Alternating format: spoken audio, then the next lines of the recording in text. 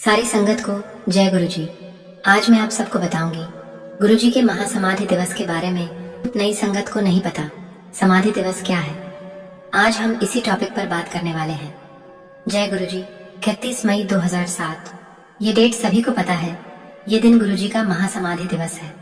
गुरुजी ने समाधि किस तरह से ली, उन्होंने चोला कैसे छोड़ा, कितना मुश्किल रहा होगा संगत के लिए। वो दिन बहुत मुश्किल टाइम था। इसके बारे में सोचने से ही हमारी आंखें भर जाती है। अगर कोई भी इस दुनिया में इंसानी रूप में आता है तो उसे एक दिन जाना ही पड़ता है। गुरुजी ने कहा कि मैं भी जा रहा हूँ, इंसानी चोले में हूँ तो तुम्हें भी जाना है। ये सारा खेल गुरुजी का रचाया हुआ था। सब कुछ पहले से ही डिसाइडेड था कि कैसे जाना है। गुरुजी ने अपनी संगत से काफी टाइम पहले ही कहना शुरू कर दिया था कि बृहस्पति दिन की पूर्णमासी में चला जाऊंगा।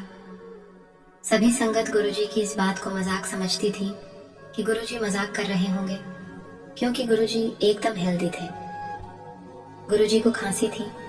उस टाइम संगत उन्हें कहती थी, गुरुजी डॉक्टर को दिखाओ, लेकिन गुरुजी कहते थे तुम्हारी डॉक्टर भी फेल हो जाएगी। मैंने कहा मैं बृहस्पति दी पूर्णमासी नू चला जाऊंगा। गुरुजी ने 1-2 हफ्ते पहले से ही संगत बुलानी कम कर दी थी। जैसे पहले संगत आती थी, गुरुजी ने उससे कम संगत बुलाना शुरू कर दिया था। गुरुजी ने लास्ट संगत बुलाई थी 27 मई 2007 संडे को। जैसे ही सारी संगत गुरुजी के दर्शन करते हुए बाहर निकल रही थी, वह सेवादार अंकल थे। उन्होंने सभी संगत को कहा कि आंटी अंकल राम राम करते हुए जाओ। किसी ने पूछा कि अंकल ऐसा क्यों? सेवादार अंकल ने कहा ये गुरुजी का आदेश है कि राम नाम करते हुए ही जाना है। तो सभी संगत ने ऐसा ही किया। उसके बाद मंडे, ट्यूसडे, वेडनेसडे दरबार नहीं लगा। गुरुजी ने संगत नहीं बिठाई। और फिर 30 मई 2007 वेडनेसडे को संगत के पास कॉल आता है, जो मेन संगत थी, कि गुरुजी समाधि ले रहे हैं, दर्शन करने आ जाओ। बहुत सी संगत को तो ये भी नहीं पता था कि समाधि क्या है। संगत को लग रहा था कि गुरुजी कुछ दिन संगत नहीं बिठाएंगे। संगत को लग रहा था कि गुरुजी कुछ दिन ध्यान में चले जाएंगे। लेकिन गुरुजी को यह बात बहुत पहले से ही पता थी कि मुझे कब और कैसे जाना है। जब संगत समाधि के दिन पहुंची तो उन्होंने देखा कि सब संगत ने व्हाइट कपड़े पहने हैं। सब रो रहे थे और वहां सतनाम श्री वाहेगुरु भजन चल रहा था। फिर बेसमेंट से एक एम्बुलेंस आई। उसके अंदर एक बॉक्स था शीशे वाला, जिसमें गुरुजी लेटे हुए थे। उनकी आईज क्लोज थी और फेस पर स्माइल थी। सब हैरान थे कि गुरुजी को अचानक से क्या हो गया। वो तो बिल्कुल ठीक थे। सब गुरुजी की आखिरी फोटो भी ले रहे थे।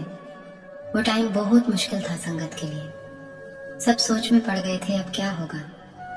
एक दिन तक सब वहीं रुके रही, क्योंकि दुगरी गांव से गुरुजी के रिलेटिव्स भी आने वाले थे। गुरुजी के बापूजी भी आए थे। गुरुजी के बापूजी आए।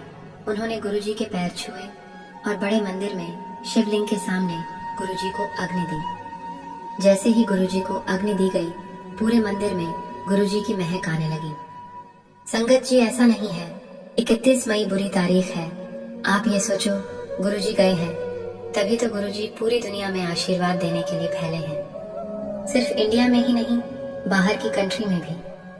संगत बताती है कि किसको पता ही नहीं चला कि गुरुजी अंदर से कब गायब हो गई। गुरुजी को हॉस्पिटल भी ले जाया था। बहुत सी पुरानी संगत ऐसा कहती है कि जब गुरुजी को हॉस्पिटल ले जाया था, तब वहां जितने भी पेशेंट थे सबको डिस्चार्ज मिल गया था। ऐसा नहीं है कि गुरुजी चले गए हैं, वो हर पल हमारे साथ ही है। हमें उनको हर रोज शुक्राना करना चाहिए। जय मेरे प्यारे गुरुजी, हमेशा साथ रहना। जय गुरुजी, शुक्राना गुरुजी।